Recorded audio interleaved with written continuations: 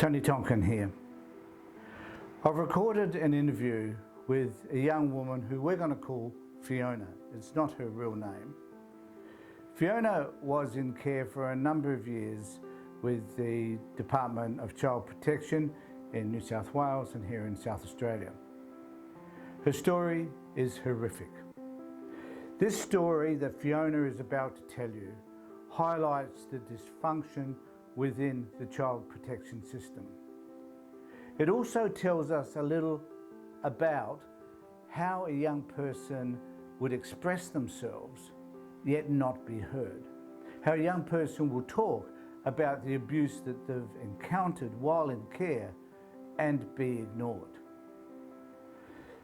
As a result of not being heard, as a result of being neglected as a child, not just by her parents and her family, but also by the system itself, has brought about catastrophic results for Fiona.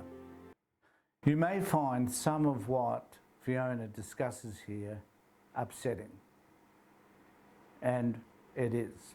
What is important is that Fiona has found a way to be able to understand her experiences and to develop a pathway that is towards having a better life. She's a beautiful, articulate young woman who has experienced a lot, but has discovered that through those experiences she can change her life, and changing her life is what she's doing. I come from New South Wales. I was born in Goulburn-based hospital. I was instantly engaged with the Department of Child Protections because of my mum's history and who she was involved with at that point of time, being my father, part of the original Melbourne underbelly.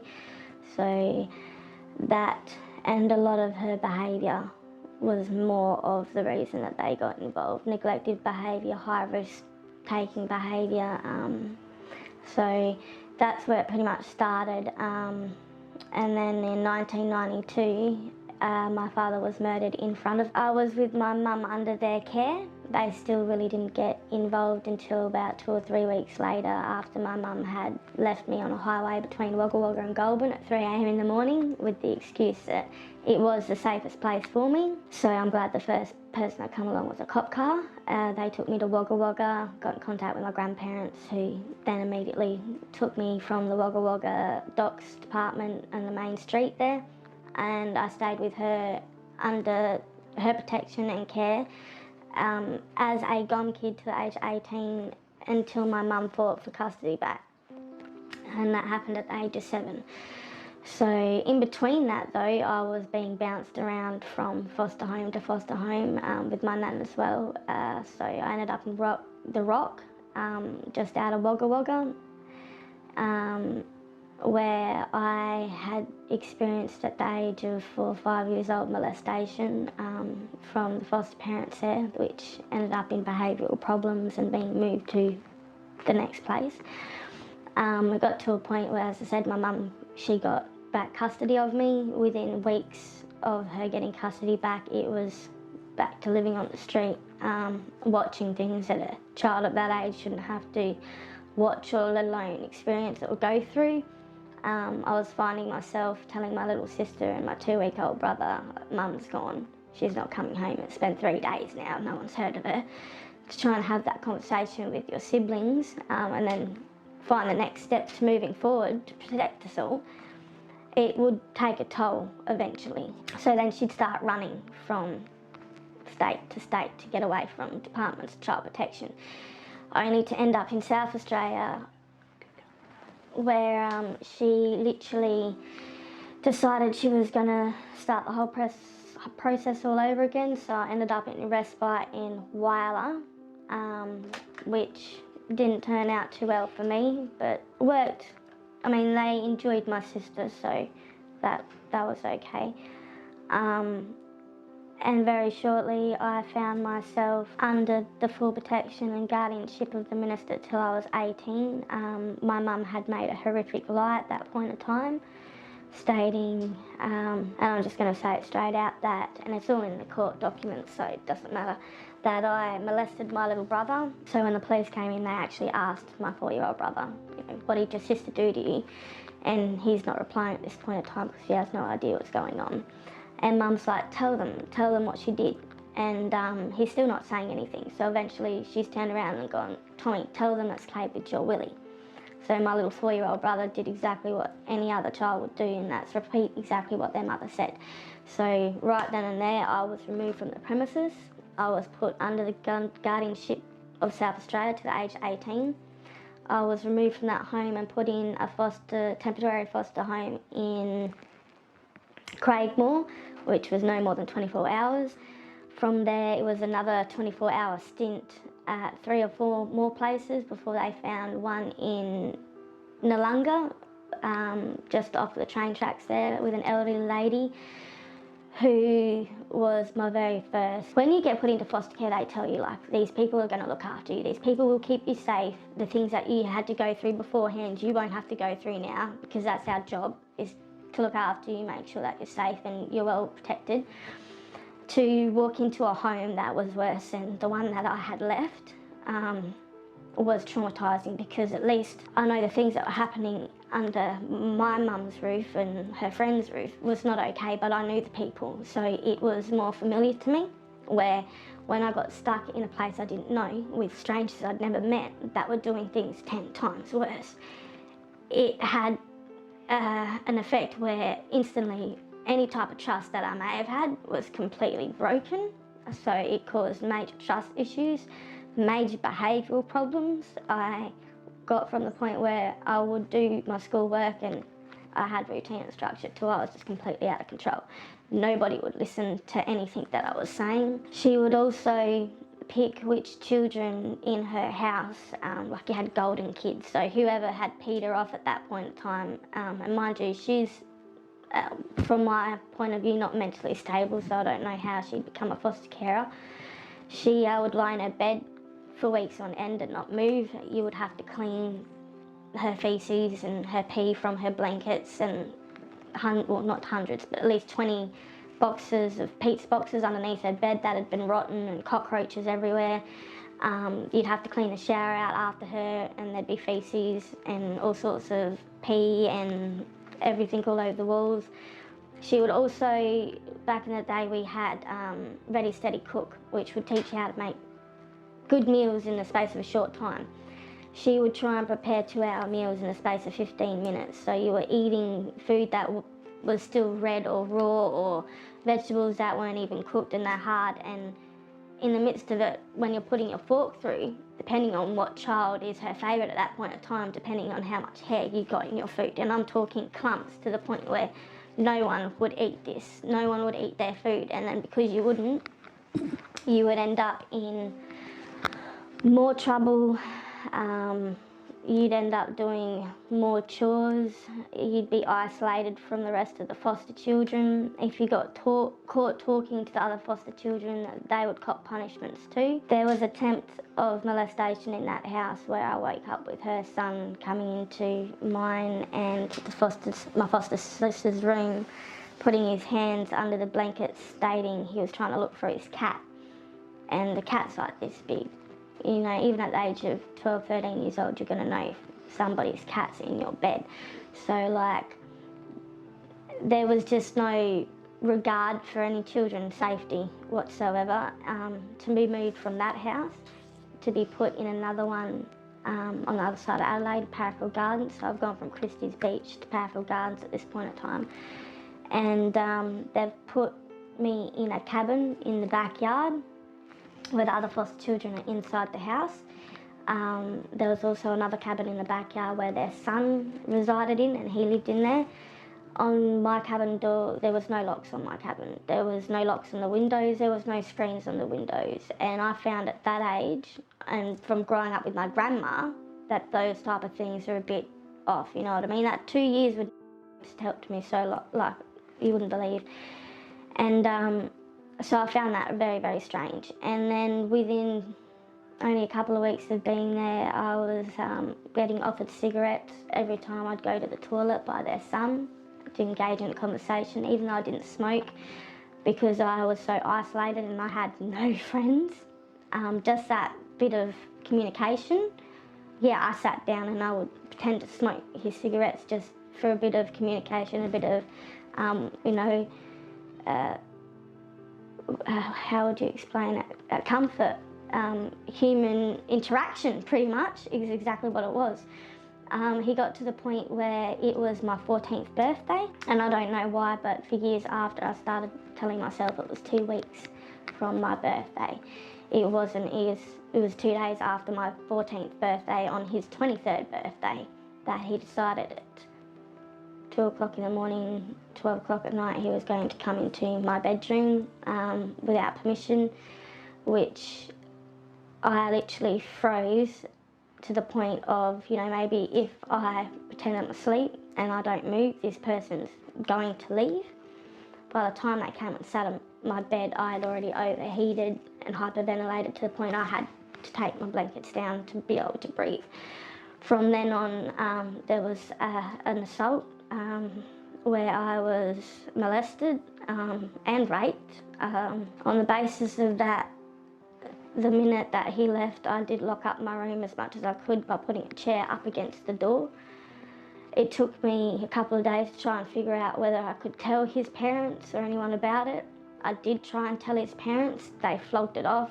I was a hypochondriac. I'm a compulsive liar. He would never do such a thing. Within days of that happening, I perforated my eardrum. When I tried to bring that to their attention, they told me it was in my head. If I'd perforated it, it'd be bleeding, I'd be deaf, I wouldn't be able to hear, I'd be in screaming, agonising pain. It was bleeding, I couldn't hear, but there was no doctor treatment, there was no taking me to see a doctor or getting a locum out to assess it. It was their opinion, and what their opinion was goes. So I had to suffer like that until I think it was about 2 weeks from the initial raping incident, where I was told to do the dishes and I just couldn't do it anymore. I couldn't physically keep going, like I couldn't function properly. That my brain was literally stuck on the day, the 3rd of December. That was it. It was stuck from there and it wasn't moving. I couldn't do the dishes. I threw the plate down and I said, I've had enough. I'm not doing this anymore. I went to go to my room to be followed out by the foster sister, who attempted to have a punch on, which is when I've called my caseworker to let her know what's going on and you need to get me out of this house. I've also asked her at the same time, would Liz and Brian up Nalunga be able to take me on, seeing they're my respite carers.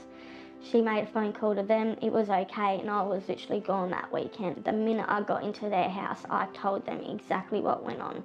The caseworker had me taken straight to the police station where a report was made, but at the age of 14, trying to explain to a police officer intricate details like that I couldn't do it. There was no way in hell was I verbally able to speak. I could tell them, yeah, he molested me, he had sex with me, but I couldn't in detail go into what actually happened because it was just setting up too much trauma for me. I couldn't speak. I would go into that much of a fit that when you're crying, you're hyperventilating, you can't talk. It really it can make a mess of you. So I left it and I left it and I left it and I left it. Eventually, recently, I brought that back up, but they are the reason why that got reported, and on the same note they took me to the hospital and got my ear fixed. So I don't know if it went under investigation. I still don't know until this day. I won't find out until not long from now because I've finally reopened up the case and stated everything the way it happened from word to word, all the things I couldn't say as a child. Then you've got, not long after that, another foster carer who wasn't as bad, but at the end of the day, no one was really watching us kids. It was, as long as you didn't bring the police back to the house or you didn't cause that type of drama, you could do whatever you want. And I'm talking, you could not come home for days. You could be out on trips and magic mushrooms and there was nothing done about it. There was no reports to DCP, there was no, you know what I mean? It was actually being enabled to do these things. So I'm not going to school, I'm not doing the things that I should be doing. I'm running around with hoodlums on the street that I believe this is how we all interact, and this is how we all, you know, this is how it works, this is how the rules are. So when it got to the point that there was no foster carers anymore in South Australia that would take me on, they put me straight into, or actually at first they put me into my foster sister's care, because there was no one they could do. So I rang them up. I was like, my foster sister's just got out of jail. Her partner is on Home D, mind you, right? And they're in there for armed robberies and all this shit. I am 14 years old, just turned 14 years old, and I am sleeping on wooden floorboards while my foster sisters and her partner off their head on heroin and speed and taking me to the city every day. Caseworker, the acting supervisor and the supervisor of Gula Department of Child Protections back in 2000. They approved that because there was nowhere else for me to go. I was sleeping out front of police stations, my bag packed with my school clothes in it, so I could go to school the next day and no one at school would know. There was children at school that were lying about having to sleep on the street so they could stay at their friends' houses, which in return, if I had made that call, you know, I was missing out on these things because you had other people lying. So when I finally did tell someone at school, they instantly, their parents took me in. Not unlike after that is when I ended up with my sister, which was approved by DCP. And then 2 weeks, 3 weeks from there, I ended up back at my mum's house, and within 2 weeks from that, I ended up in McGill Training Centre for the worst crime I could possibly think a 15-year-old could commit. It's not something that I went out and planned to do. That was not ever my intention. It breaks my heart on a daily basis to think that I nearly took an innocent person's life and destroyed mine at the same time, because I honestly believe that's how the world worked. You know what I mean? If someone threatened you, you defended yourself. It took for me to go to jail to realise that that was not the case. The way that I was living and the way that I believed you dealt with problems were what I was taught by the people that were older than me. And these are coming from foster carers and stuff like that, people that should be teaching me right from wrong, taking me to counselling to address my past traumatic history, which none of them did. It took for me to go to jail for them to find out about my dad's murder, the molestations and rapes that I had to go through, also being pimped out to bikies as a child by my mum, and she couldn't make money for herself. None of it. They didn't know any of it. So for 2 years and 4 months I went through intensive therapy for them to figure out why a child at age 15 years old would go out and do something as horrible and as horrific as I did, which could have and would have been 100% fully preventable, and would have been prevented if DCP had been doing their job, taking me to counselling and making me learn how to control my emotions, which at that point obviously I had no control over at all, because it didn't take much for me to fly off the handle at the age of all the way up to 15. It took those 2 years and 4 months in jail for me to come out and go, all right, this is how things work. This is how I need. And this comes from being there and watching people constantly coming in and going back out for doing the same thing, hoping for a different result. So I spent my time in there learning how I was going to get out and set up my future and make sure that I didn't go backwards to end up in a place like this again, because it's not what I wanted. So to do and go through all of that hell, plus more, meet my husband, have him pass away from cancer at the age of 24, and then I stayed by myself all the way till 2020, where I met my partner, I was celibate for 10 years almost. I was told I could never have kids because when I was 18, I stillbirthed to my son between 5 and 8 months, and he ripped his way out, so he scarred all my internals. And then having high-grade dysplasia in 2018, SYN 4, after that it was just like having to accept the fact that I was never going to be the home mum that I wanted and all that crap. So to meet him and then get pregnant with twins, my life went upside down. I was like, yay, maybe finally, after all the hell that I've been through, I can finally have a life, move forward and break the cycle. Only to lose those bubs, and then in 2021 lose my second. In 2022 I conceived my son, who made it all the way to 37 weeks, being induced. I had preeclampsia through the pregnancy, so there was I was very ill, but he came out perfectly healthy, happy, fine. You can call any of the numbers that I have here in order to talk to somebody about anything that has been triggered to you. I do warn you that this subject matter is horrible, but the story that Fiona has to tell has to be told, and we're telling it.